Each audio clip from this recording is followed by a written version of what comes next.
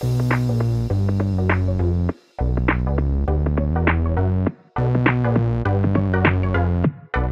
buenas tardes. Muchas gracias por la invitación. Estos espacios realmente son los espacios de universidad. Hoy ustedes y nosotros asistimos a un momento de crisis de la universidad. Yo creo que la universidad desde su nacimiento está en crisis y eso es lo que le permite reinventarse. Y creo que la conversación sobre la evaluación forma parte de ese devenir crítico de la universidad y en general de la educación. Siempre entonces conviene hablar de evaluación. Yo en principio quiero plantear un elemento de entrada, y es que los docentes como intelectuales de la educación tenemos que trascender la noción de evaluación como un asunto netamente práctico. Tenemos que pensar la evaluación primero como un campo amplio donde se produce nuevo conocimiento, como un campo que tiene unos objetos, y de acuerdo a esos objetos es que denominamos también el tipo de evaluación. Por ejemplo, cuando decimos evaluación educativa, estamos haciendo referencia a un objeto de evaluación que es la educación. Pero lo interesante es que cuando enunciamos evaluación educativa, también podríamos pensar y preguntar qué de educativo tiene la evaluación.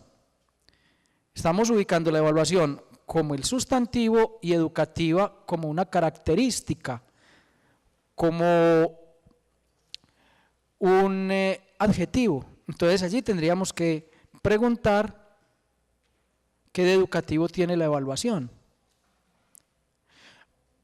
En esas dos direcciones podríamos pensar la evaluación educativa. La evaluación que puede ser utilizada para educar o la evaluación que tiene como objeto a la educación y especialmente la educación como sistema. Dejémoslo ahí. Lo planteo también en términos de la evaluación como un campo que tiene teorías, que tiene ya una historicidad, que tiene una epistemología, que tiene unos métodos. Entonces, en ese sentido se cumple lo que José Jimeno Sacristán plantea en uno de los capítulos de comprender la enseñanza, creo que es el nombre del capítulo, se llama la evaluación en la enseñanza, cuando dice que la evaluación es una práctica profesional. La evaluación en el aula debe ser una práctica de profesionales, y los profesionales son los que piensan ese asunto, los que se apropian de ese campo epistemológico. No puede entonces ser en el aula la evaluación una práctica espontánea, y más adelante lo miraremos por qué. En ese sentido nos tenemos que preparar efectivamente para asumir la evaluación. Y hablando entonces ya más específicamente de la evaluación de los aprendizajes, entonces entramos a ubicar la evaluación en el terreno de la didáctica. ¿Cómo se evalúan aprendizajes? Es una de las preguntas, pero también cómo la evaluación forma parte del proceso de aprendizaje y también forma parte del proceso de enseñanza. Creo que ahí podríamos hacer una primera conexión de la manera como a partir de la evaluación se puede educar, porque los aprendizajes forman parte de esa gran categoría que es la educación, ¿cierto? No sé si la conclusión Más adelante podríamos hablar un poco más de ese asunto.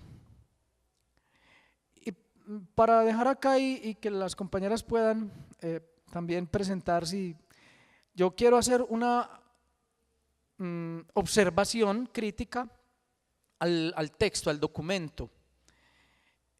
Chicos y chicas, cuando allí se plantea los mitos de la evaluación, yo quisiera plantearle al autor del texto que más bien hable de, por ejemplo, las falacias de la educación, porque la categoría mito es muy manoseada. Por ejemplo, cuando analizamos, o más bien cuando leemos en la Poética de Aristóteles la estructura de la tragedia, Aristóteles ubica en un segundo componente de la tragedia el mito y lo asimila a argumento.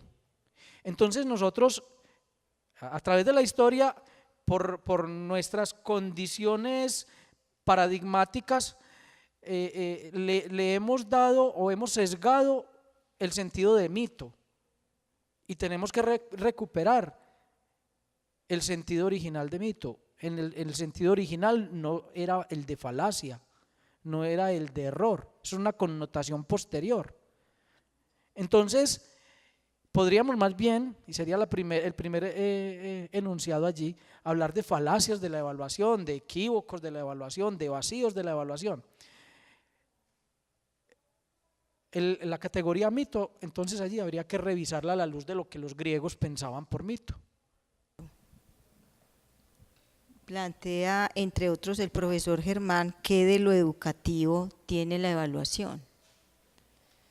Podríamos enmarcar eso educativo en relación, él también lo propone o lo articula con la didáctica. ¿Cómo hablar entonces, articulando lo educativo y la didáctica, evaluar los aprendizajes?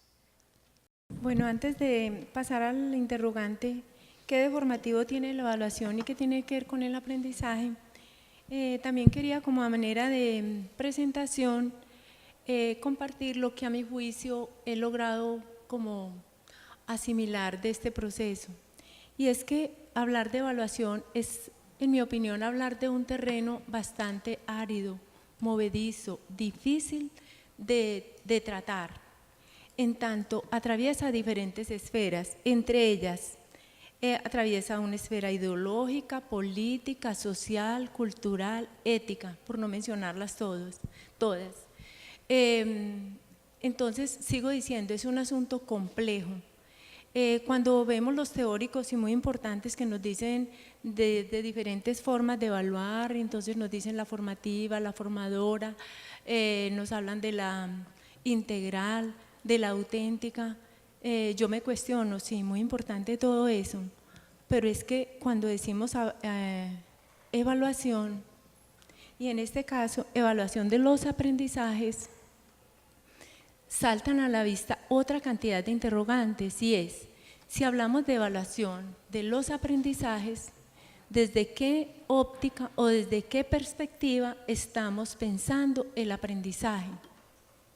Porque hablar de evaluación es una cosa, pero ya el profesor Germán hablaba, es que hablar de evaluación implica también hablar de aprendizaje. Tocaría en este caso en la universidad, desde qué perspectiva nos situamos los docentes cuando vamos a evaluar respecto al aprendizaje. ¿Aprendizaje respecto a qué? ¿Desde qué paradigma los estamos de pronto divisando? Sabemos que para evaluar también va a estar determinada por la concepción que tengamos de evaluación los docentes. También cuando hablamos de la parte formativa, evaluamos, pero al evaluar también, esa forma de evaluar está atravesada por todas aquellas visitas que otros hicieron a nuestras vidas a través de la evaluación.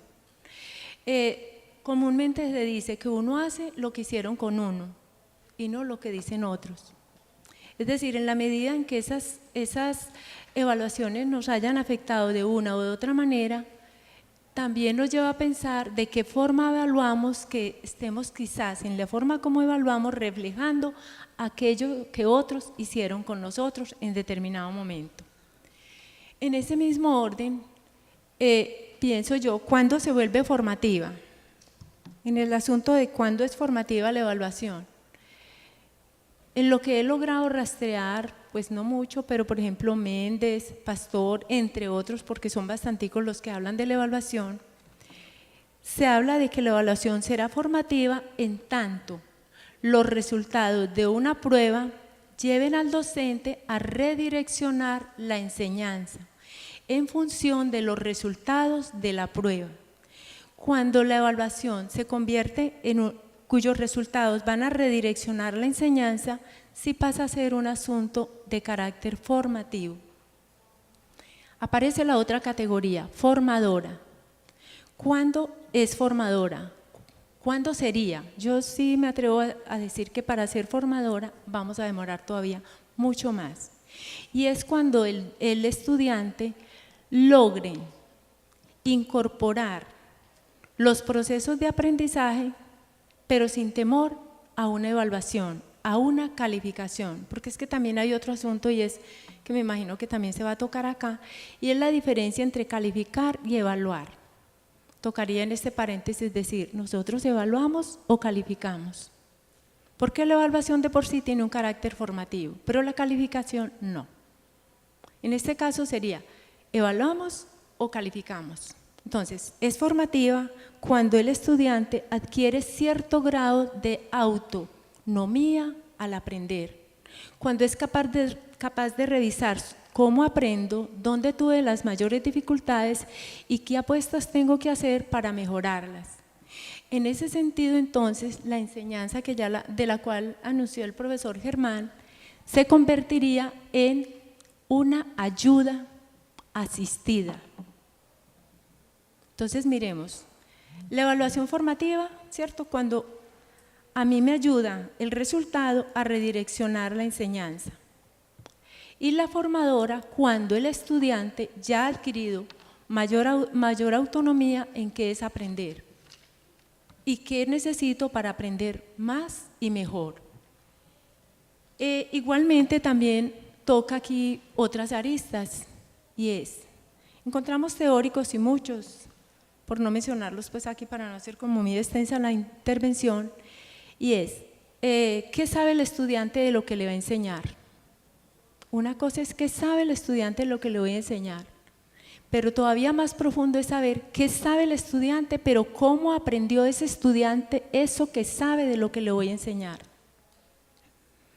Kierkegaard en uno de sus textos dice, la enseñanza consiste en partir del lugar de comprensión que tiene el estudiante de lo que el otro le va a enseñar. En ese orden de ideas, diríamos, la evaluación tendría que ir en esa línea.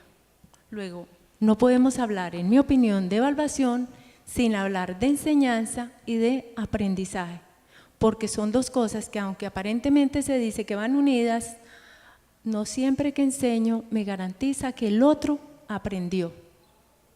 Además, trazamos unos objetivos y es como a veces pensamos que ese objetivo se tiene que cumplir. Puede que sí, puede que no. De hecho, también teóricos nos señalan, ¿por qué no trabajar más bien con propósito? Que el propósito puede que se cumpla, como puede que no. Pero también nos dicen que los objetivos son todavía herencia del conductismo, que aseguramos que con ese se tenía que lograr. En cuestión de aprendizaje, mucha tela para cortar y tampoco se ha dicho la última palabra. Pero también hay que decir, trazamos unos objetivos, ¿de verdad el estudiante sí logrará esos objetivos? No sé. O logra más de lo que está trazado en un objetivo. Todos sabemos que cuando llegamos a una clase, el objetivo es uno, pero uno se lleva muchas cosas. Lo del docente, lo de los compañeros. El asunto está en que viajamos con muchas cosas de los docentes y de los compañeros sin darnos cuenta. Y nosotros como docentes también viajamos en los estudiantes sin darnos cuenta, pero viajamos de alguna manera. Hasta aquí dejaría mi intervención. Yo voy a agregar algo en relación con lo que plantea la profesora Amparo de la evaluación formativa entendida como el redireccionamiento que hace el docente de la enseñanza. Entonces, digamos que allí podríamos dilucidar dos funciones de la evaluación, entre otras, la regulación de la práctica y la autorregulación de los aprendizajes. Es decir, yo en la regulación de la práctica lo que hago es que frente a esos resultados del aprendizaje, que no necesariamente tienen que estar inscritos en una escala cuantitativa o numérica, sino que a propósito de los desempeños de ese estudiante en el marco de un proceso o de unos procesos, entonces yo puedo regular mi práctica, es decir, enseñar de otra manera, darme cuenta que los aprendizajes que están previstos no están siendo logrados como tal, que las metodologías que uso no son en el momento las más adecuadas o las más pertinentes. Y la otra función sería en relación con la autorregulación de los aprendizajes, es decir, el estudiante a su vez va cayendo en la cuenta que el rendimiento, que creo que el término no será adecuado por el tipo de conversación o desde la perspectiva que estamos trabajando, sino los desempeños o más bien los aprendizajes de ese estudiante no van en la vía que nosotros habíamos pensado que podría la enseñanza lograr. Entonces digamos que ahí eso de lo formativo podríamos ponerlo de cara a la regulación de la práctica y a la autorregulación de los aprendizajes. Y cierro con esto. La regulación de la práctica, yo suelo decir que es el permiso que nos damos los maestros para no creer que somos infalibles, que ya todos lo sabemos, que tenemos un dominio sobre ese objeto enseñado y que no habría nada que mejorar, porque ya tenemos una formación y un tiempo de práctica. Esa regulación de la práctica es darnos el permiso de volver sobre sí mismos y dudar de todo lo bueno que somos, y más bien declararnos como sujetos inacabados en continua búsqueda, ¿cierto?, de mejorar o de pasar de un estado a otro. Profe Alba Lucía. Bueno, yo soy Alba Lucía Rojas, acompaño el programa de licenciatura en Pedagogía de la Madre Tierra, que es un programa también de formación de maestros y maestras, en este caso indígenas, de la facultad, y pues yo veo muy necesario hacer como un contexto inicial como del programa y de lo que hemos venido aprendiendo con respecto a la evaluación. Bueno, lo primero que les quiero contar es que para el programa Pedagogía de la Madre Tierra, este asunto de la evaluación ha sido uno de los retos más, digamos, que más nos han movilizado y nos han tensionado, sobre todo por las características del programa. Bueno, entonces, como les decía, ha sido un reto pues tremendo el pensar un programa que se plantea desde otras, digamos, desde otras fronteras, con otras apuestas, pero buscando hacer tejido con eso de la formación de maestros y de maestras. Entonces, bueno, nos ha planteado pues como distintos asuntos. Eso ha hecho que, ese reto ha hecho que hagamos muchas conversaciones, muchas indagaciones. Hemos pasado por la discusión por el tema de competencias, por el tipo de evaluación que se debe llevar, la evaluación formativa, la evaluación educativa. Bueno, hay una cosa que hemos venido, digamos un acuerdo que hemos venido como caminando, y es entonces, era necesario pensar para el programa específicamente una ruta propia, que en esto me sintonizo un poco con el documento que leímos, el de los mitos, en el sentido de que es necesario, o sea, siempre la contextualización es muy importante. No va a ser lo mismo uno hablar de evaluación en un programa, no sé, de ingenierías, de medicina, a hablar de la evaluación en un programa como el de Pedagogía de la Madre Tierra. Entonces, por eso les quiero contar esto pues muy rápidamente.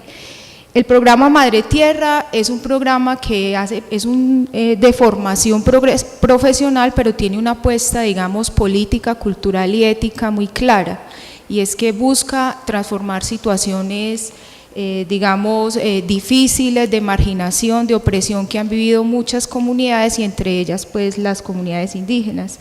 Esto ya marca un horizonte. Cuando yo estoy trabajando en un programa donde digamos que el horizonte o la meta de formación es generar profesionales, por ejemplo, para un sistema X o Y, así yo estoy trabajando en un programa donde la apuesta, el horizonte formativo es generar, aportar a la construcción de sujetos con un compromiso político, con un compromiso cultural. Entonces, en este sentido, es muy importante pues, para nosotros mantener siempre a la vista ese horizonte. A nosotros con la palabra evaluación nos pasa lo mismo que con la palabra investigación. Eso parece como una cosa muy inocente o muy obvia, pero ustedes saben que las palabras se van cargando de sentidos y se van llenando de vestidos de acuerdo también a la, digamos, a la información que reciben de la época, de la historia, de los distintos dispositivos. En las comunidades hablar de evaluación, eso es una cosa muy eso parece hablar pues como del coco, del monstruo, de la cosa más horrible. Si aquí es complicado hablar de evaluación, como decían los profesores, para nosotros es mucho más complicado. Y les decía que así como investigación, porque la palabra investigación también está muy, digamos, tiene muy mala reputación dentro de las comunidades indígenas. Entonces, hemos venido hablando de valoración. Nosotros sabemos que hay teóricos que hablan también de la valoración en tanto toda la mirada cualitativa de los procesos.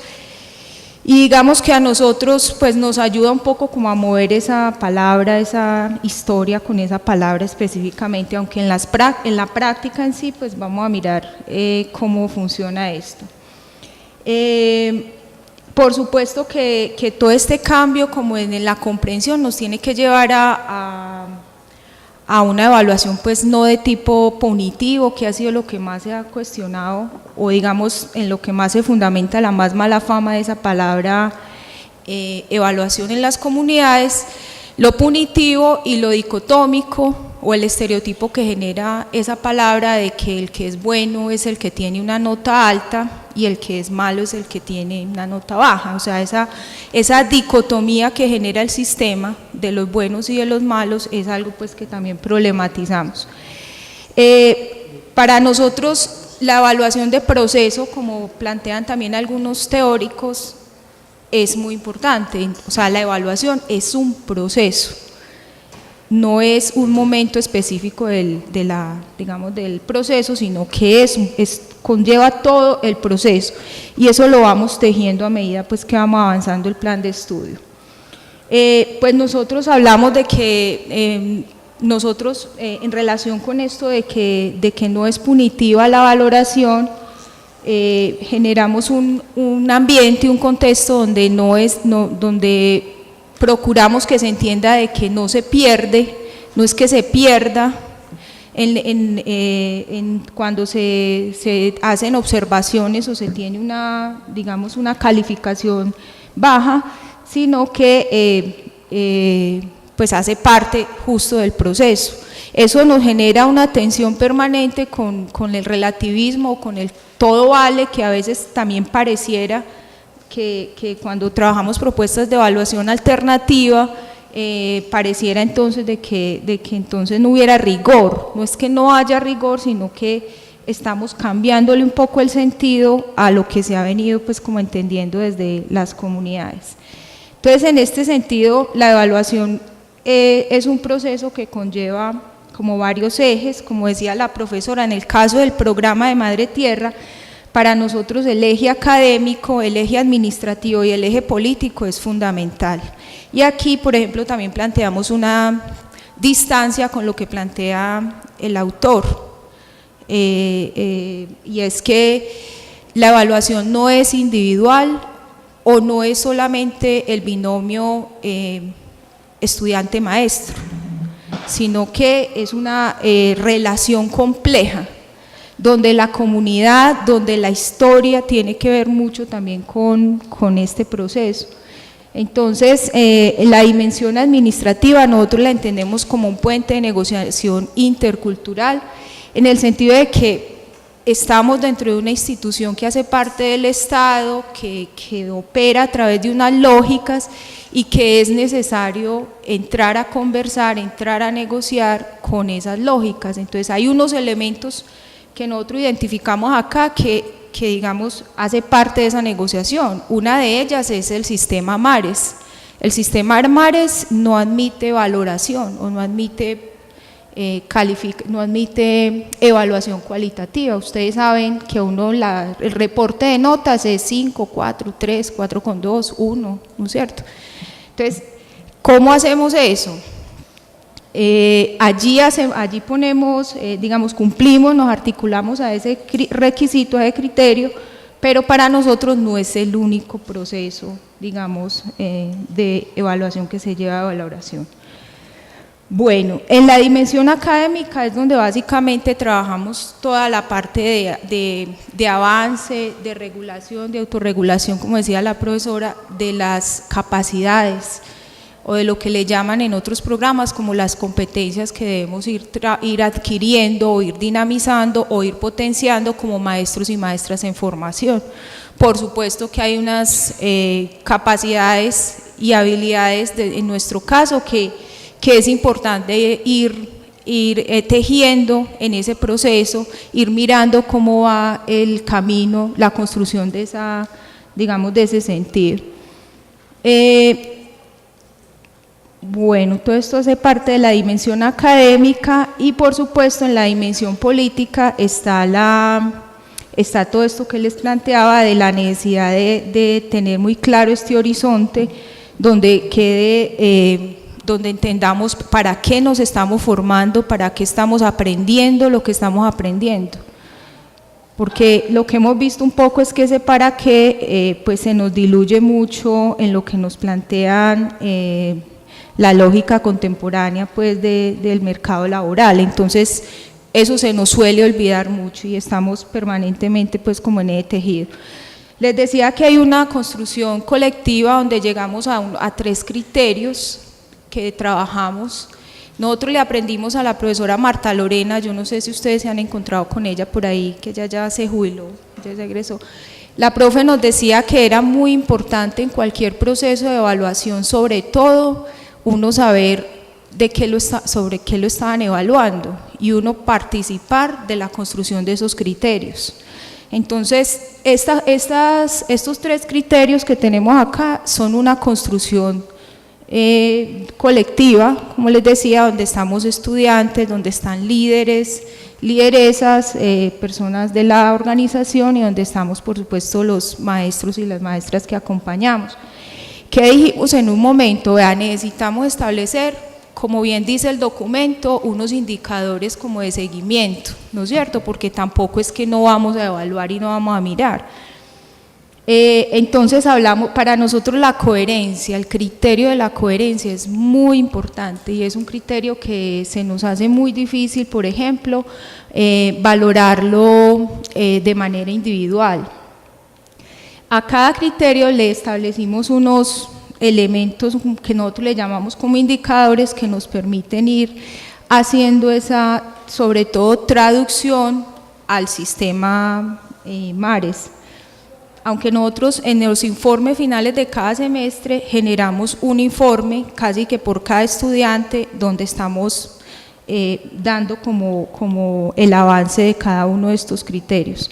La participación, hemos conversado también qué es la participación, por qué es importante este criterio de la participación en el programa y el trabajo académico que es el que obedece como esa dimensión académica que también les comentaba que da cuenta del avance, de la apropiación, de cómo estamos, de cómo nos vamos formando como maestros y maestras. Básicamente ese es como digamos en lo que vamos con el proceso del programa. Hay un elemento allí que yo creo que es diferenciador con respecto a otros programas, y es que entonces en el cómo se hace esta evaluación, nosotros trabajamos mucho la autoevaluación, la coevaluación, la heteroevaluación, como ustedes lo conocen, pero también trabajamos mucho la evaluación comunitaria, sea, nosotros participamos mucho de asambleas, de consejos, consejitos, mingas, círculos de la palabra, que todo eso son estrategias que se tienen para poner a circular y para ir dándonos cuenta cómo vamos en el proceso de formación. Y en esos espacios participan las comunidades, o sea, los lugares donde habitan y donde están las escuelas y donde están las organizaciones de los estudiantes con los que trabajamos. Entonces, básicamente, como yo dejaría allí para seguir, con respecto al documento tengo también pues como algunas observaciones, pero entonces más adelantito. Bien, otra observación sobre el documento: pienso que el ejercicio que hace el autor es muy interesante en términos de una lectura in situ de las prácticas de la evaluación en la educación primaria, y tienen cierta cercanía con lo que sucede especialmente en las escuelas públicas, en la educación primaria, en las escuelas públicas. Lo digo pues porque yo soy coordinador de una institución educativa oficial en la sección primaria, y al abordar cada una de esas falacias identifiqué allí a muchas de mis profesoras, incluso me identifiqué en mis primeros años de docente, pero lo que hace realmente quien escribe el texto es intentar una lectura en profundidad de ese fenómeno y contrastarlo con teóricos, con lo que dicen teóricos. Eso también se puede denominar deconstrucción, es un ejercicio de deconstrucción. Bien, yo me voy a ubicar dentro del proceso de evaluación en general y específicamente en el proceso de evaluación de los aprendizajes, digámoslo así, dentro de ese proceso cada momento, cada fase se toca con la otra, por eso es una práctica compleja. Jimeno Sacristán también habla permanentemente de una práctica compleja, y para ustedes es muy importante empezar también a situar la categoría de complejidad en otro escenario distinto y distante de aquello que es difícil. Lo complejo viene de complexus, que está plegado y que se puede mirar plegado, se puede mirar abierto, pero no se puede perder la conexión, todo está conectado. En ese sentido, en evaluación, cada momento, cada fase, cada recurso está en red con todos los demás. Entonces, los propósitos de la evaluación y de la discusión de los propósitos de la evaluación podríamos derivar múltiples reflexiones. Cuando hablamos de los propósitos de la evaluación, estamos hablando del para qué evaluamos. Y dependiendo del contexto en el que se dé ese para qué evaluamos y de los intereses de ese para qué evaluamos, dependerá el tipo de evaluación y el sentido de la evaluación y las metodologías y estrategias de la evaluación. Por ejemplo, los propósitos de la evaluación me develan el sentido político de la evaluación, el discurso político, porque la evaluación está atravesada por un elemento que le es connatural y le es ineludible, y es el poder. Cuando los modelos de evaluación tradicionales crean la distancia entre el evaluado y el evaluador, ahí hay un asunto de poder. En los modelos tradicionales generalmente el poder está depositado en quien evalúa, en quien diseña la evaluación. Ese que evalúa, ese que diseña la evaluación, tiene toda la potestad para definir el para qué evalúa, el qué evalúa, cómo evalúa, cuándo evalúa, y lo más inquietante, ¿qué hace con los resultados de esa evaluación? Lo hace unilateralmente. Por fortuna ya hoy en el contexto tenemos tendencias y enfoques de evaluación democráticas. Esas tendencias de evaluación democrática deberían dialogar con los proyectos educativos institucionales, con los enfoques pedagógicos que están en en los PI de nuestras instituciones y que generalmente terminan siendo solo una carta de buenas intenciones. Ustedes cogen un proyecto educativo institucional y en el eje misional van a encontrar que es democrática, que forma en valores. Cuando menos piensa, encuentran un docente en el aula de clase que ve a sus estudiantes haciendo ruido, molestando, o hablando o chateando en el celular, y lo primero que hace o lo primero que recurre es: saquen una hojita.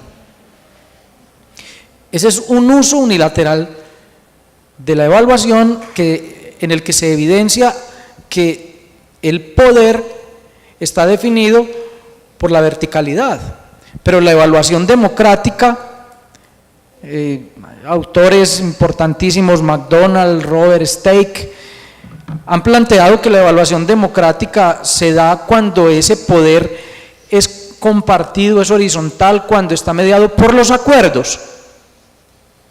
Yo acostumbro decirle a los estudiantes en clase: mi apuesta política en evaluación es democrática. ¿Qué sucede en la democracia? Se discute argumentadamente. Cada componente, cada momento de la evaluación se discute, es de pleno conocimiento, es una discusión informada, porque uno no discute con quien no está informado, eso es bobada. O lo engaña o el otro simplemente se cierra. Es informada y se llegan a acuerdos. Incluso dentro de esos acuerdos puede quedar alguien que quede en el disenso, está en todo su derecho, pero tiene que cumplir los acuerdos. Permanecer en el disenso es un derecho.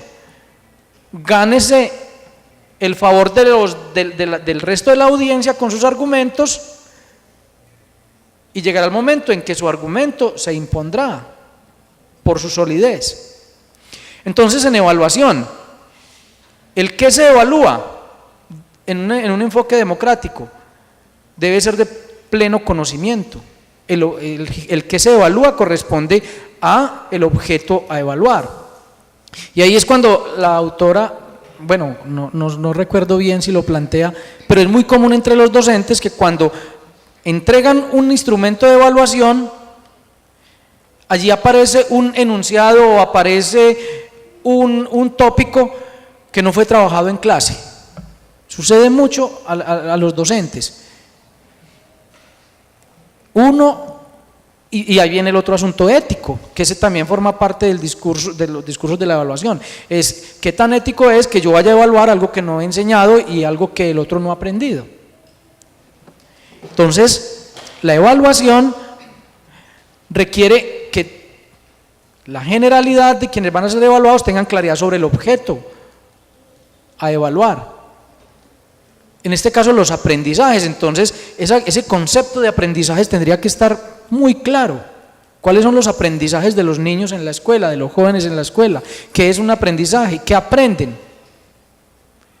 En la política educativa hoy, por ejemplo, nos dicen, deben evaluar una cosa que se llama competencias.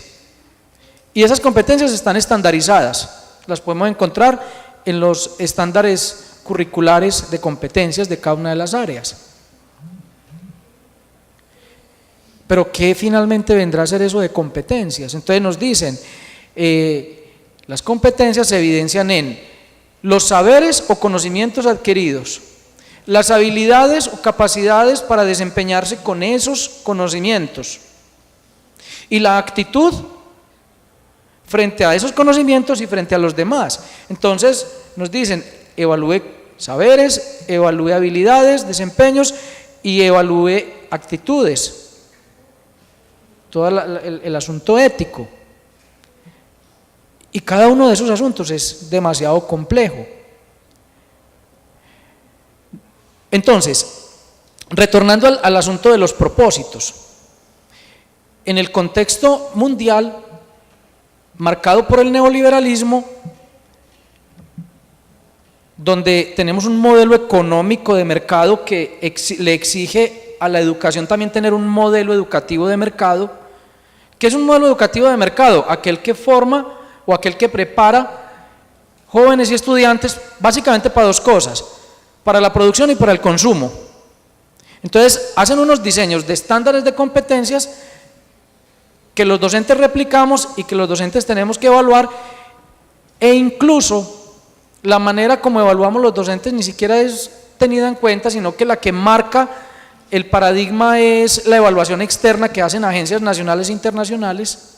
En Colombia hay una agencia nacional que por ley es la encargada de hacer esa evaluación, que es el ICFES, a través de la prueba Saber, y a nivel internacional es la famosa prueba PISA, para medir la apropiación, para medir el aprendizaje de esas competencias estandarizadas y poder asegurarse que los jóvenes, los niños, reproduzcan ese modelo.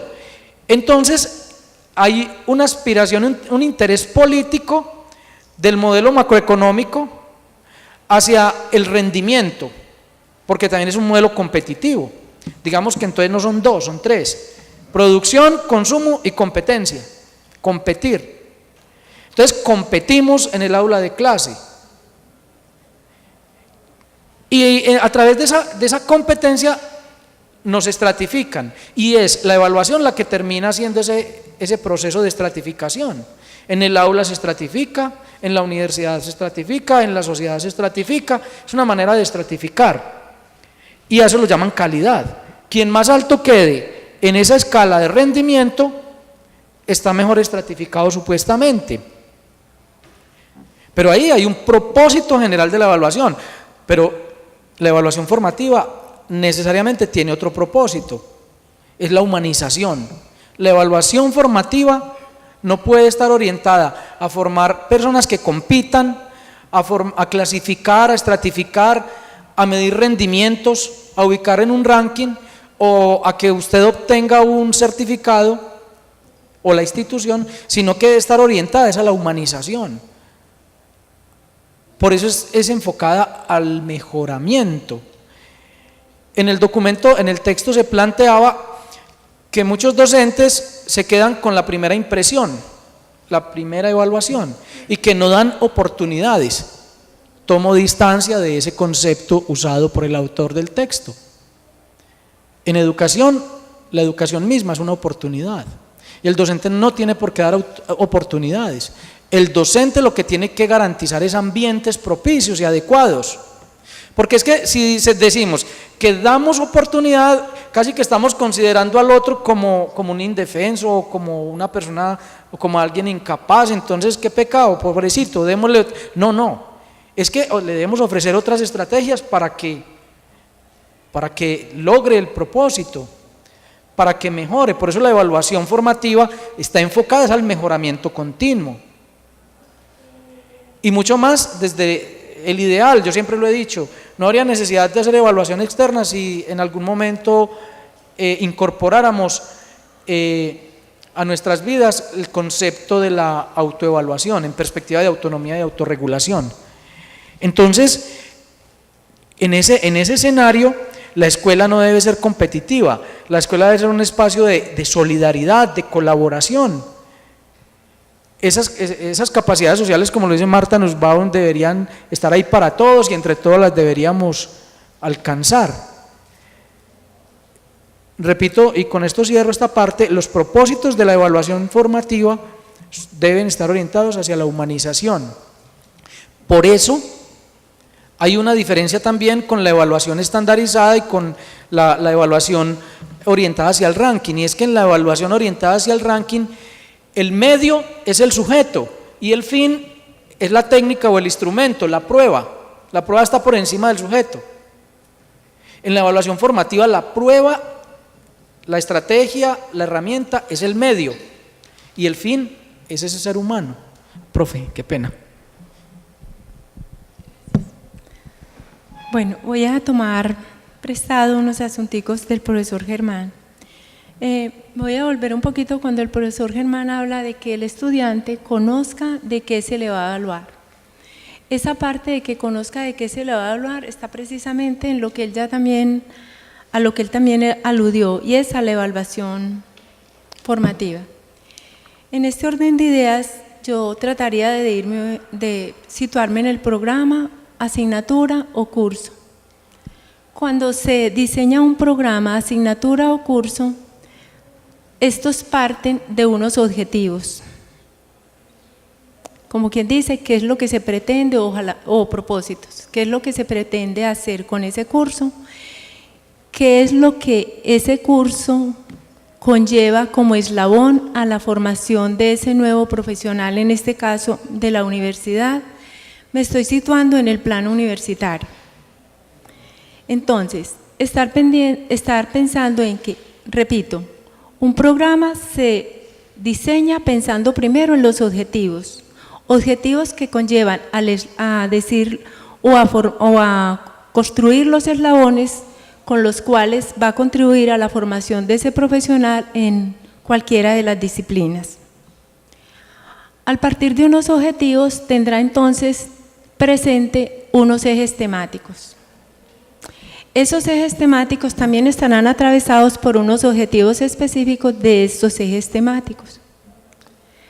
Igual tendrán relación esos objetivos con la metodología, o sea, el cómo se lleva a cabo o cómo se transita con ese objeto de conocimiento. De la misma manera, esos objetivos tendrán que dialogar con las formas de evaluación.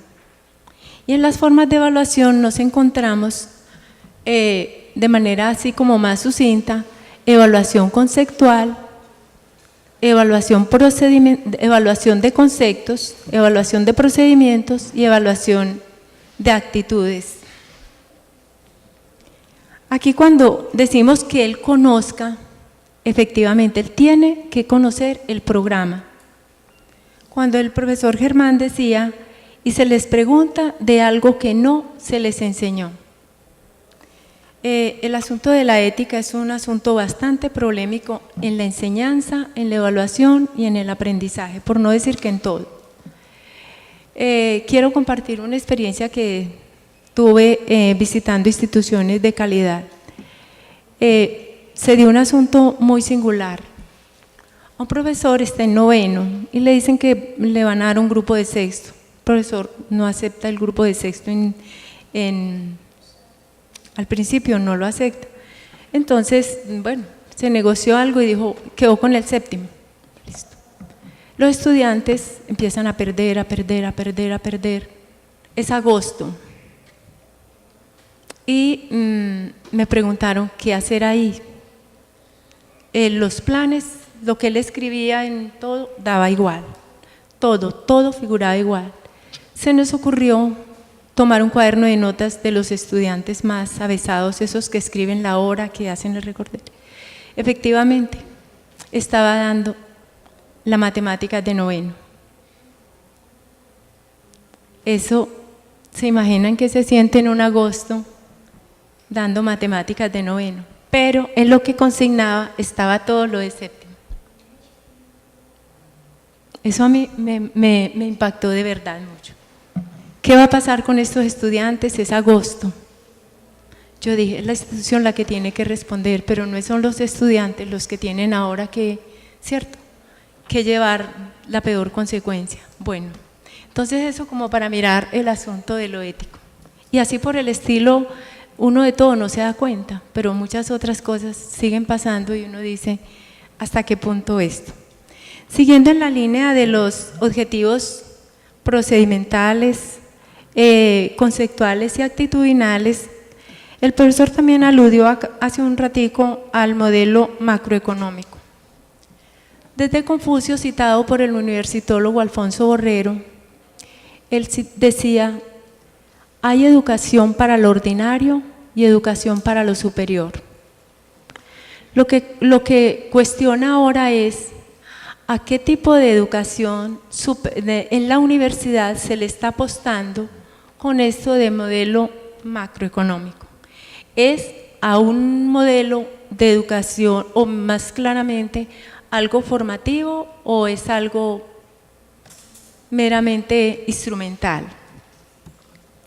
Entonces, cuando hablamos de educación para lo superior, es aquello que trasciende, en lo que trasciende el ser humano, o sea, ser cada vez más humano.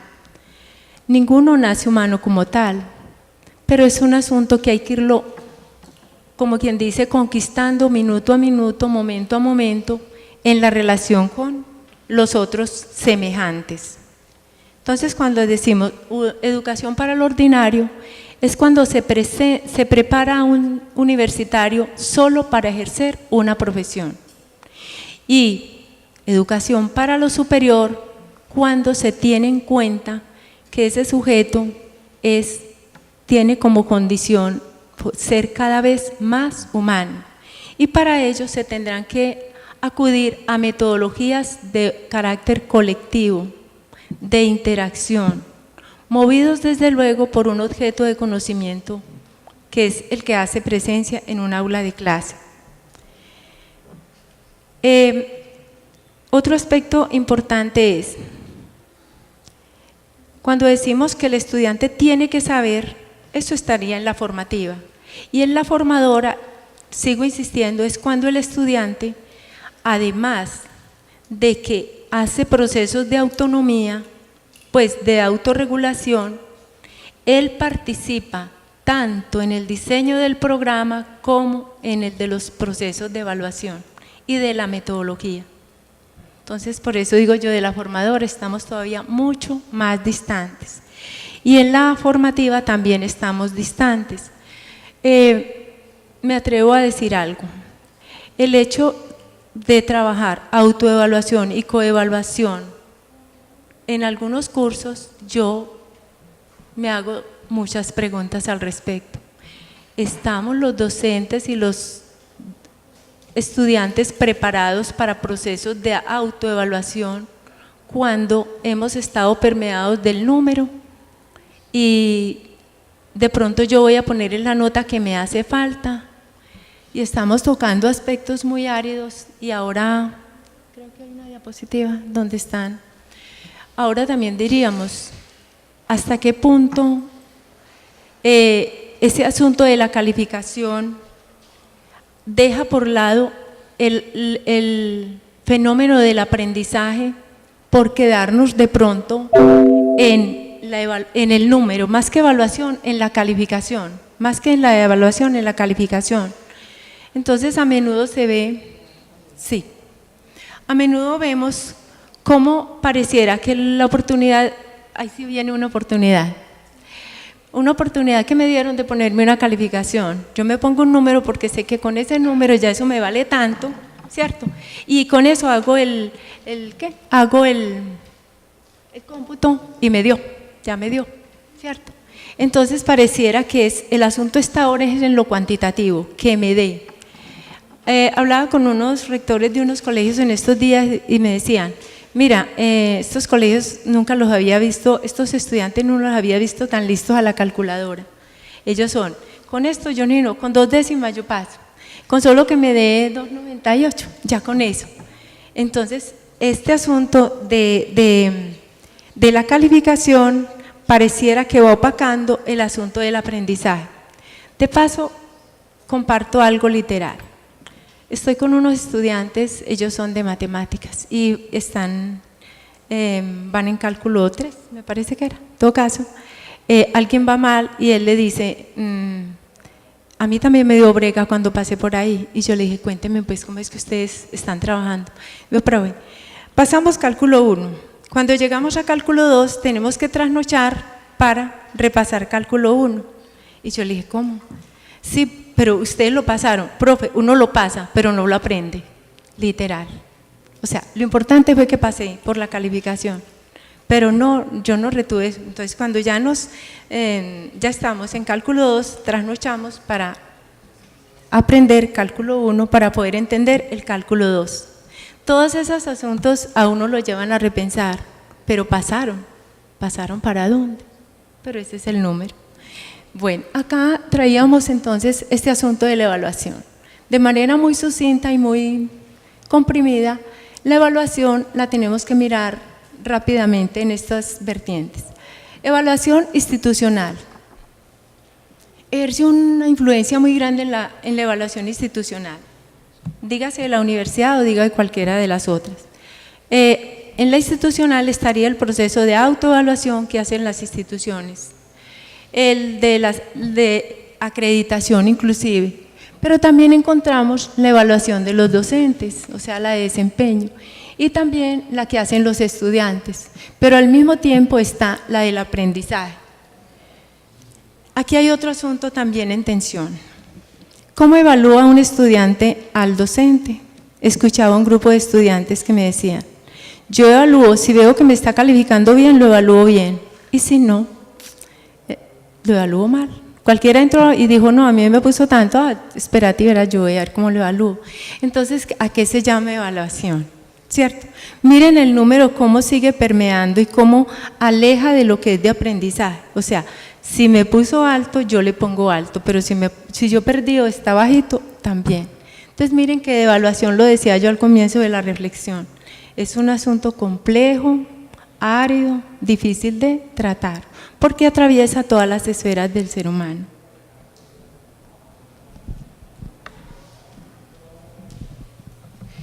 Bueno, no, yo quisiera solo como aportar de nuevo con respecto al horizonte o a los propósitos de formación del programa o del curso, cómo informan el proceso de evaluación. Por eso si planteamos programas de formación para la humanización o para la transformación, entonces cómo es de necesario repensar y ajustar esos procesos de evaluación en relación a ese horizonte, porque entonces uno lo que sigue encontrando es la dicotomía, o sea, es el discurso tiene un planteamiento transformador, humanizante, pero en la práctica, o sea, en lo que vemos, con lo que estamos en el día a día, pues sigue siendo el dispositivo, digamos, más inmediato, como lo plantea el autor, de la calificación, de la nota, con la consecuente estratificación, como dice el profesor, o la consecuente estigmatización de que si usted tiene 5 sabe y si usted tiene 1 no sabe, ¿no es cierto?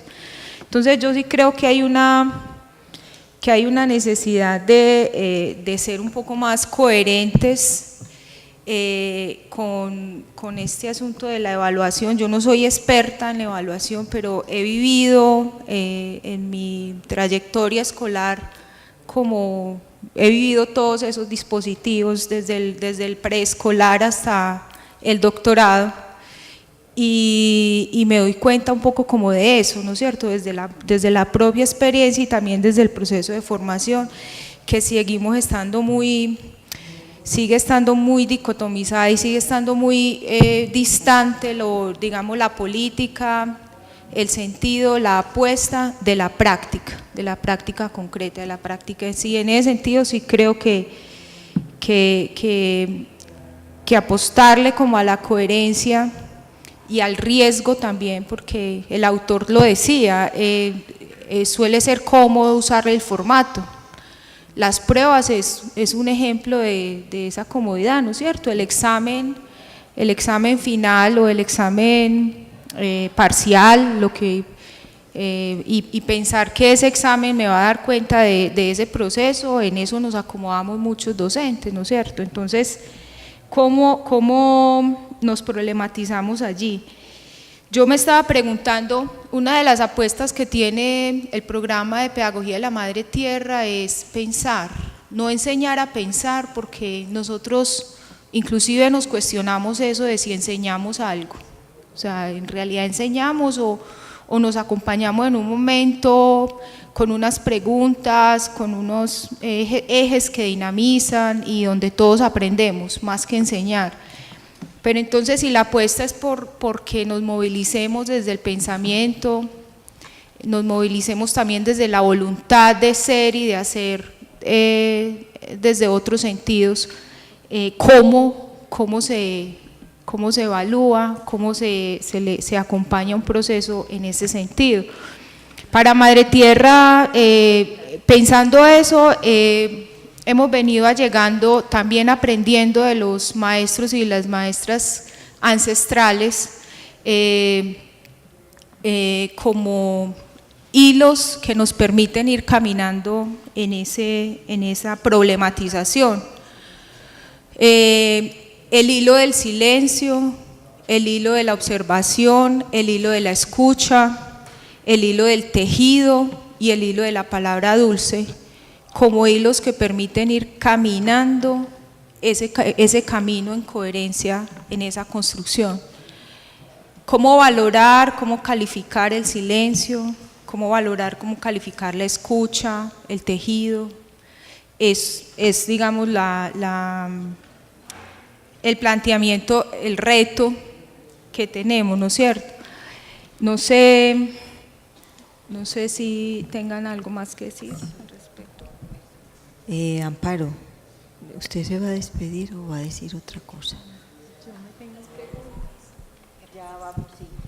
Bueno, yo me tengo que retirar, pero no sin antes dejar como otro de los muchos puntos de reflexión, y es que cuando nos dirigimos a una evaluación en la básica primaria, en la básica secundaria, inclusive en la universidad, debo decir que todo eso está permeado por la forma como decía la profesora hace un ratico, fuimos evaluados. El asunto es que tampoco es la excusa para nosotros como docentes decir, es que como así me evaluaron, yo también. No, yo pienso que estamos en un momento importante en el cual yo también tengo que revisarme si eso que viví en algunos momentos vale la pena que yo condene a las nuevas generaciones que hoy tengo frente a mí a que transiten por un camino cuya ruta no van a seguir nunca, pienso yo. Y lo otro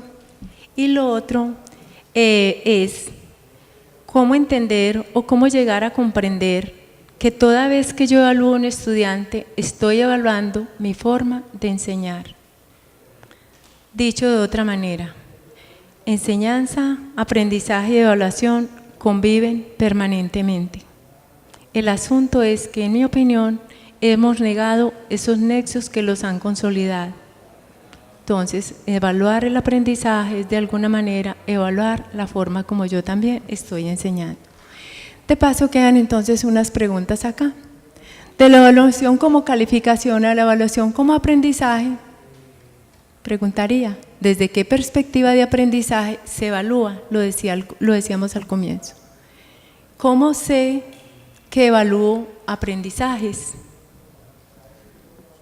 ¿Desde qué concepción de aprendizajes me estoy situando?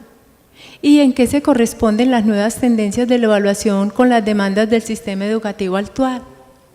Pareciera que hay una tensión entre una evaluación formativa y formadora y unas,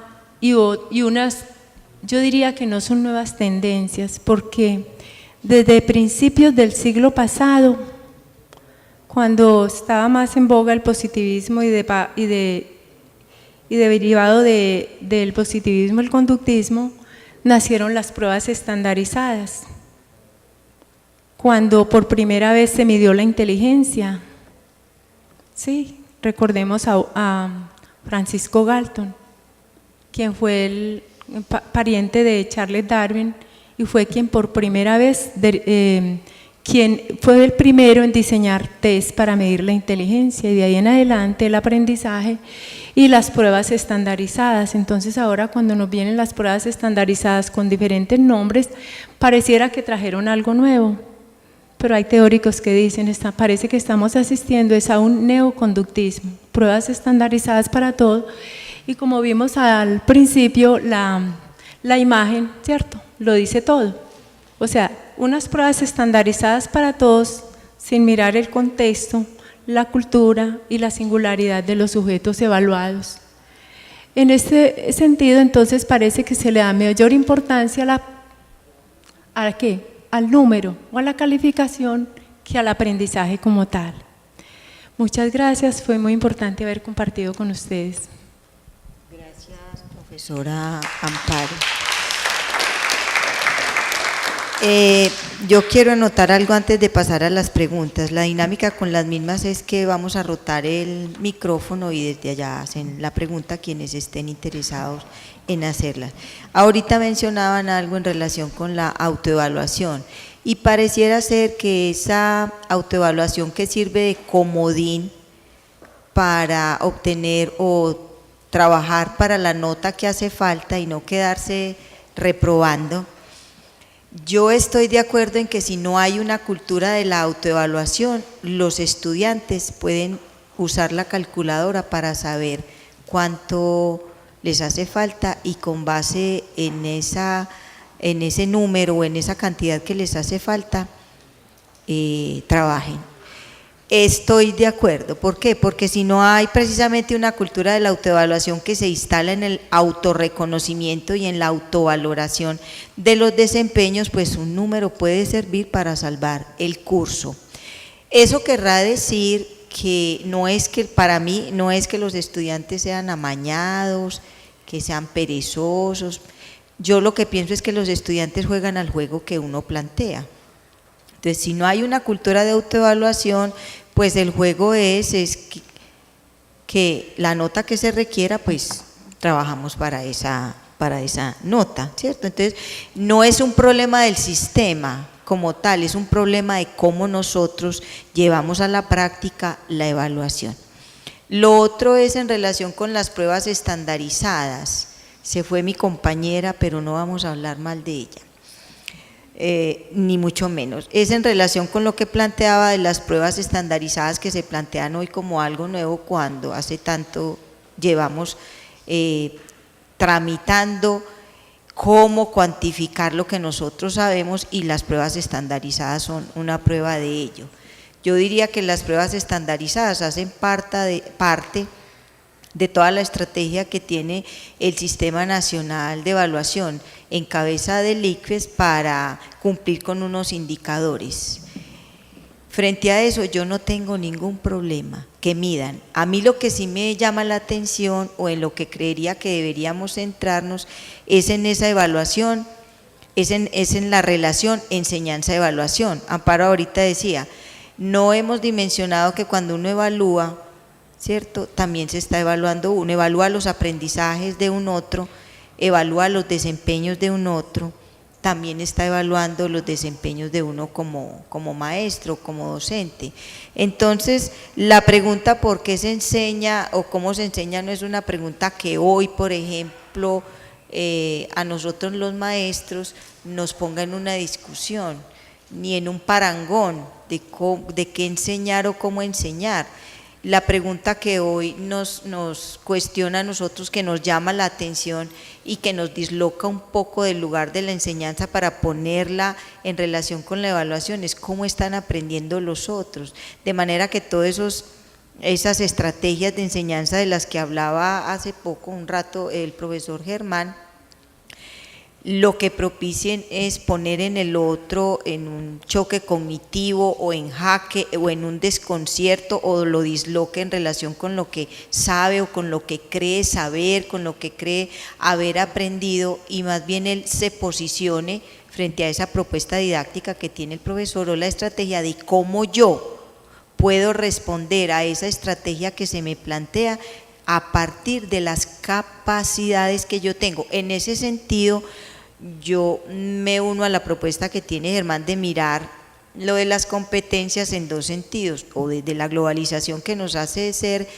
competitivos, o en otro sentido, y es cómo explorar y explotar las capacidades humanas y las competencias que cada uno tiene, que en las estrategias didácticas cada uno hará un despliegue de esas capacidades que tiene. Entonces, en suma, yo pensaría que el problema de las competencias, si bien desde la globalización, claro, tocan el aula, no será un asunto que torpedee el trabajo, la didáctica que tenga un maestro, porque habrán otras maneras también de hacerle el juego a esa competitividad, ¿cierto? Y más bien se ponga en términos de lo que yo propicio para que un otro se disponga a aprender.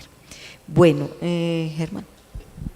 Una acotación sobre la autoevaluación. Miren, cuando a ustedes les dicen o ustedes reclaman el número, ponerse un número ustedes mismos, y a eso lo llaman autoevaluación, no tiene nada que ver con autoevaluación. La autoevaluación es un tipo de evaluación que pasa por el mismo proceso. Una autoevaluación es un proceso complejo que empieza por diseñar el para qué me voy a evaluar, en qué me voy a evaluar, cómo me voy a evaluar, cuándo me voy a evaluar y qué voy a hacer con los resultados de esa autoevaluación. ¿Qué se hace con los resultados de una autoevaluación? Un plan de mejoramiento, no ponerse un número. Básicamente esa era pues como la acotación. La otra, los propósitos de la evaluación a nivel de políticas educativas, de políticas públicas, recurren a aplicación de pruebas estandarizadas porque es la manera de ellos tener mediciones. En las políticas públicas los gobiernos requieren que la política pública sea razonada, o sea sistemática, que sea coherente, pero que pueda ser medida, porque es con lo que ellos rinden cuentas, para la rendición de cuentas. Entonces no tienen otra manera sino aplicar ese tipo de pruebas. Lo grave es que cuando aparecen los resultados, en los periódicos, en los medios de comunicación, aparece la generalización. La mala calidad de la educación o la buena calidad de la educación. Generalmente les gusta más y lo disfrutan más y lo saborean más en los medios de comunicación masivas cuando es mala. Y si es en la pública, con mayor razón, porque hay un interés. Eso no es calidad de la educación, eso podrá ser una partecita de la educación, pero no es el todo de la educación, es un referente. Y también lo grave es que con esos números, con esos rendimientos, es que ellos en las políticas educativas toman decisiones. En referencia a lo último que decía el profesor, enfrentar ese sistema que está supeditado al número, ¿cierto? Y que pues de una u otra manera hay que responder de una forma cuantitativa a ese sistema y a esos lineamientos formulados y planteados desde el Ministerio de Educación. Pero además realizar una evaluación formadora, realizar una evaluación contextual, ¿cierto? Y realizar una evaluación que sea incluyente, ¿cierto? O bueno, no sé si esa pues sea una palabra adecuada, pero sí una evaluación pues como en esos términos, porque entonces debemos responder a unos números, pero también debemos mirar esa otra contraparte de la evaluación formadora, formativa, a la que no hemos llegado, ¿cierto? Y pues infortunadamente entonces estamos supeditados como empresa educativa a que hay que responder con unos números porque eso mide la calidad de la educación, ¿cierto? Pero en contextos como el nuestro, por ejemplo, como el colombiano, en el cual se pordebajea tanto la educación pública, ¿cierto? Por las notas, pero entonces ese Ministerio de Educación no tiene en cuenta esos otros aspectos contextuales y particulares de cada estudiante que deberíamos implementar nosotros como profesores para realizar como esa especie de diálogo, de complementación, por decirlo de alguna manera. Y pues sí, responder a una evaluación cuantitativa que nos pide el ministerio, pero además pues no ser indiferentes con el contexto de los estudiantes, con nuestra propia evaluación como docentes y con las situaciones que se vivencian en las aulas de clase. He anotado acá, y es cómo evaluar con números la singularidad del sujeto sin caer en la evaluación estandarizada. Esa sería mi pregunta. Hablabas de diferentes estrategias para evaluar que son distintas y que quizás sean muy lejanas a lo que usualmente utilizamos en otras de las licenciaturas. Qué bueno ampliar siquiera por lo menos 2 de esas estrategias y que podamos entender desde esas otras lógicas quizás más sentidas desde la palabra y desde la comunicación y la convivencia y desde una participación activa del sujeto, cuáles son los efectos y la trascendencia que han tenido en la formación de los estudiantes, por un lado. Por el otro, pues yo creo que avisoramos muchos elementos de la evaluación en los discursos de cada uno, incluso a manera de inventario, en algún momento en otros espacios nos decían, saber de evaluación es un reto y es complejo. Y en esa medida, entonces, cuando hablamos de evaluación, hablamos de tiempos o momentos de la evaluación, tipos de la evaluación, herramientas para la evaluación, instrumentos de la evaluación, sujetos de la evaluación. No sé, dentro de lo que ustedes han tocado hoy, cuál de esos elementos no fue, digamos, dimensionado y que quieran ampliarnos, porque el discurso de la evaluación es sumamente amplio. También nos hablaron de la relación de la enseñanza y de la evaluación. Y me parece relevante como volver a esa articulación, porque creo que allí hay una tarea fundamental para el maestro, sobre todo en este campo de la didáctica, pensar que no son dos asuntos que van por direcciones distintas, sino que son absolutamente complementarios, dónde se encuentran enseñanza y evaluación, cómo hacer consciente el proceso, cuál es el reto del maestro y cómo hacer que se vuelva un ejercicio, yo creo que reflexivo, crítico y propositivo para cada uno de los campos. Yo no sé si a los estudiantes les quedó claro como la procedencia, las características que engloban a cada uno en su quehacer. El profesor Germán hacía alusión a que es maestro de escuela, coordinador y es profesor universitario.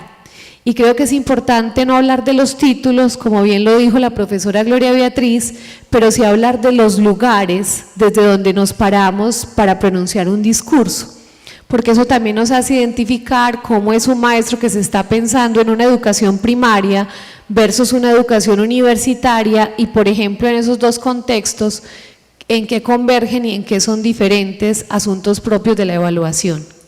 Y cuando la profesora Gloria también estima como sus posturas y su recorrido de la evaluación, creo que conviene decir que aquí hay una maestra de preescolar, una maestra de educación inicial y una maestra universitaria, que ahí también habrían como dos escenarios importantes para considerar cómo la evaluación pasa de ser un discurso a una práctica reflexionada del maestro.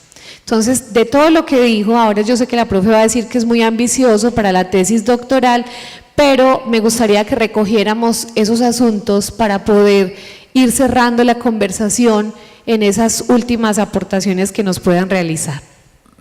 Creo que el conflicto con la calificación, yo no lo llamo evaluación cuantitativa, sino con el intento de cuantificación. El intento de cuantificación, yo llamo intento de cuantificación a ponerle un número a los resultados de una prueba, porque la evaluación cuantitativa es un modelo de evaluación muy estructurado que generalmente los docentes, cuando se enuncian como cuantitativos, ni siquiera lo conocen. Incluso uno podría hacer del modelo de evaluación cuantitativa un proceso formativo, porque es un proceso riguroso. ¿Qué lo identifica? Lo identifica la manera de concebir los propósitos de la evaluación, la manera de concebir el objeto, las técnicas e instrumentos para recoger la información, y que generalmente es una evaluación de resultados al final. Y es ahí donde de pronto se podría plantear que un modelo cuantitativo no sería el más pertinente para un proceso de enseñanza, porque efectivamente el modelo cuantitativo lo que busca es centrarse en los resultados. Los procesos didácticos requieren de un enfoque de evaluación que lo atraviese, es decir, que, por ejemplo, las estrategias de enseñanza que usa el profesor también puedan ser utilizadas para recoger información que permita identificar el estado de aprendizaje, emitir un juicio de valor, generar recomendaciones y tomar decisiones. Miren por las fases que pasa el proceso de evaluación. Ya lo dijimos, para qué, cómo, cuándo, incluso a quién, pero se sintetizan en un ejercicio de recolección de información. Cuando uno va a evaluar, debe recoger información. La pregunta es ¿cómo recoge la información? Entonces ahí tiene técnicas e instrumentos. ¿Qué hace el ICFES? Por eso a mí me preocupa y a veces me da esta risa. En mi institución, los niños de primero de primaria hasta 11 deben presentar al final del periodo pruebas finales que valen un 30% del total. Y esas pruebas, dice el sistema institucional de evaluación, deben ser tipo saber. Y las deben elaborar a los maestros, y a los maestros los ponen a construir pruebas tipo saber. Yo en los consejos académicos les digo, profes, ¿cuál es el método usado por el ICFES para construir la prueba? Ninguno sabe. Esos métodos pareciera que fueran asuntos de brujería, asuntos de ocultismo, y eso sin contar la manera como se deben interpretar, leer, analizar esos resultados estadísticos que también son lenguajes muy cifrados. Y a los maestros los ponen a hacer ese tipo de pruebas y no tienen idea siquiera de que hay un método muy afinado desde la estadística, desde la psicometría e incluso desde la ingeniería, que es el que con aportes de esas disciplinas se construye ese instrumento. Entonces la pregunta es, ¿cuáles son los instrumentos que utilizamos los docentes para recoger esa información? Que es a lo que clásicamente llamamos evaluación. Por ejemplo, y incluso el mismo ICFES nos dice, no todas nosotros en el ICFES aplicamos la prueba tipo saber porque es la que nos permite evaluar este indicador de desempeño. Los otros no lo podemos evaluar con ese tipo de instrumento. Los otros los deben evaluar los docentes porque son procesos más in situ. ¿Y saben cuál es la técnica más privilegiada? La observación, porque el docente está frente al estudiante, observándolo. Y en las técnicas de recolección de información, lo sabemos desde la ciencia, la observación es la reina. La ciencia se ha desarrollado a partir de la observación, pero la observación debe ser sistemática. La entrevista, el conversar con el otro, es una técnica muy estructurada también, muy bien craneada. Eso se llama evaluación basada en estudio de casos. Y entonces todas esas estrategias pueden coincidir o deben coincidir con las estrategias que usa el docente cuando va a enseñar y pueden ser apropiadas por los estudiantes para aprender. Estrategias de enseñanza, estrategias de aprendizaje. No olviden que las estrategias de enseñanza son las que nosotros seleccionamos o diseñamos, proponemos y activamos, pero las estrategias de aprendizaje son las que cada uno de los estudiantes, los alumnos, recoge, asimila, selecciona y adopta para su propio aprendizaje, y que cuando es consciente de ellas, las evalúa y las cambia, las transforma o decide dejarlas y seleccionar otra estrategia, es porque hizo un proceso de metacogniciones que se llama, ¿cierto? Qué pena con los expertos, yo en ese campo no, en ese terreno ya, hasta ahí llego en ese terreno. Lo que quiero decir es que cuando se está generando un proceso de evaluación, hay un momento de selección de técnicas y uno no selecciona la técnica porque fue la que sacó acá o del sombrero del mago, uno selecciona la técnica porque tengo un propósito, porque conozco el objeto, porque sé a quién voy a evaluar. A un chico de 9º grado en mi institución lo evaluaban con esa prueba que llama de lápiz y papel y el chico siempre la perdía. La mamá del niño fue a conversar conmigo y me dijo, estoy cansada de que él pierda las evaluaciones y que aquí ningún profesor sepa por qué la pierde. Él no la pierde porque no sabe. Realmente él pierde porque tiene un problema de baja visión y no alcanza a leer lo que le preguntan. Ninguno de los profesores se había enterado que ese chico tenía un déficit de visión que en la medida en que avanzaba en edad, su visión disminuía. Entonces el chico no se puede evaluar con una prueba de lápiz y papel, a no ser de que otro se la lea, ¿cierto? Pero el chico había que... Entonces, cuando uno evalúa y la evaluación está incorporada al proceso de enseñanza y al proceso de aprendizaje, estamos hablando de una evaluación en perspectiva de la didáctica, subsidiaria de la didáctica. Por eso es tan importante que cuando trabajamos el tema de la didáctica, incorporemos el tema de la evaluación. Yo voy a decir algo antes de la profe Alba Lucía y es en relación con la pregunta que hacía la profesora Diana de esa relación enseñanza y evaluación. Entonces yo de manera muy atrevida lo sintetizo de esta manera.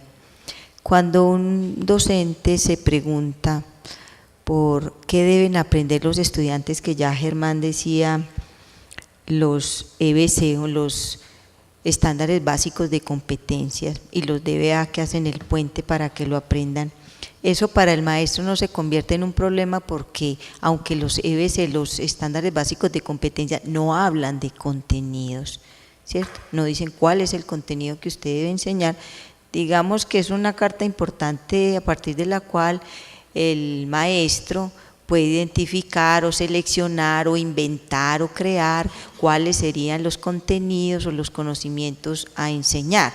Entonces ahí no habría ningún problema. Es más, Germán decía, los EBC son los estándares, sobre los estándares básicos de competencias es que se hacen las pruebas estandarizadas, total, que es un asunto claro para el docente.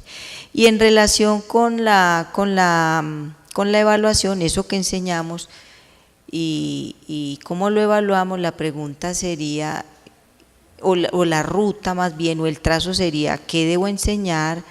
¿Cómo lo debo enseñar? Pero además, ¿cómo lo deben aprender los estudiantes? Entonces, si yo digo lo deben aprender para el análisis, la interpretación, la comparación, la caracterización, diferenciación, argumentación, ejemplificación, relación, asociación, inducción, deducción, entre otros, está la pregunta, ¿cómo yo diseño las estrategias de manera que puedan apropiar ese objeto de conocimiento o ese objeto enseñado a partir de cómo lo deben apropiar? Entonces uno lo puede enseñar para la reproducción, aprendemos cosas de memoria o disponemos de ambientes de aprendizaje para que el cerebro se acostumbre a la repetición, o yo lo puedo enseñar para la producción o para la creación, es decir, cómo un estudiante debe apropiar el objeto enseñado, y esa será la medida en que yo, o será la, digamos, la condición que hace que yo diseñe las estrategias las estrategias didácticas. Entonces, si lo quiero para la memoria, pues lo enseño para la memoria, pero si yo sé que ese objeto y la lógica interna con la que ha sido construido ese objeto desde la ciencia requiere de unas estrategias que permitan que un otro lo apropie para la creación o para la producción, entonces la relación de la enseñanza y la evaluación estaría, digamos que en primer plano, clarísima. Entonces no se trata de diligenciar el tablero o de poner trabajos para que autónomamente el estudiante desarrolle esas competencias. Bueno, cortico, porque ya estamos sobre el tiempo. Miren, en el programa Pedagogía de la Madre Tierra nosotros pues trabajamos como por 3 apuestas: aprender a aprender, aprender juntos y aprender con la Madre Tierra. Entonces, en ese sentido, ¿de qué nos damos cuenta? Que con respecto a la evaluación, pues efectivamente hay muchos asuntos que tendrían que replantearse teniendo en cuenta esas apuestas, esos horizontes. Nos damos cuenta, por ejemplo, que con respecto a los espacios, los tiempos y los sujetos, necesariamente hay que pensarlo de otro modo, ¿no es cierto? Los espacios en las comunidades, por ejemplo, son colectivos. Las formas de relación con la tierra son otras, distintas por ejemplo, a las ciudades. La relación con los tiempos es distinto. El tiempo no es, digamos, no se siente tan lineal o tan progresivo o tan jerárquico como lo manejamos en la ciudad, en las sociedades industrializadas.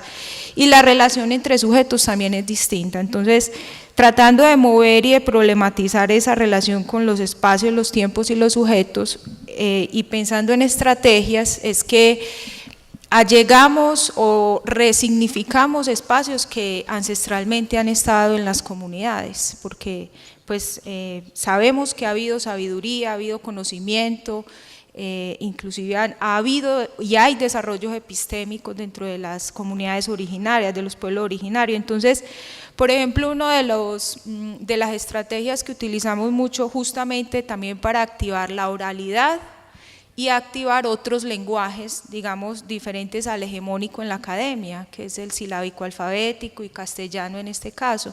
Entonces, por ejemplo, la relación con el cuerpo es un lenguaje que propiciamos mucho.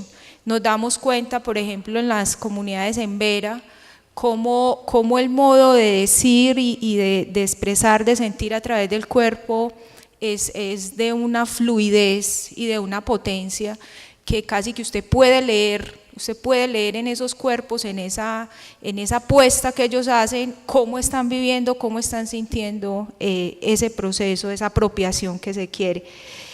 Las conversaciones alrededor del fuego, donde el alimento siempre está presente, es fundamental, porque una de las cosas que procuramos justamente a propósito de